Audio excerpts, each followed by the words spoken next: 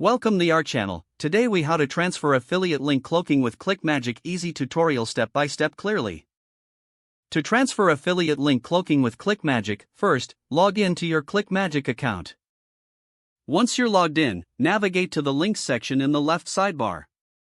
Click on the Add New Link button to create a new cloaked link. In the link creation window, enter your affiliate URL in the destination URL field. Choose a custom tracking link name that makes it easy to remember.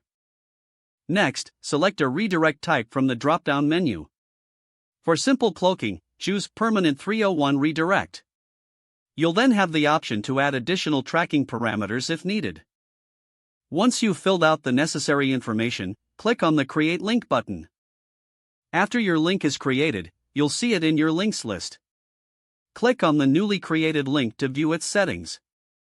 To transfer your existing affiliate links, repeat the process for each one you want to cloak. For each new cloaked link, ensure the destination URL reflects the correct affiliate link.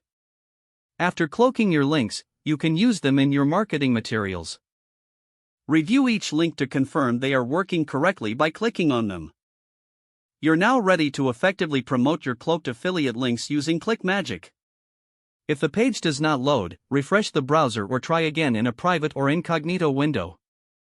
Make sure you are using the correct email address, then retype it carefully to avoid small typos. If your password is not accepted, use the reset option and create a new strong password you can remember.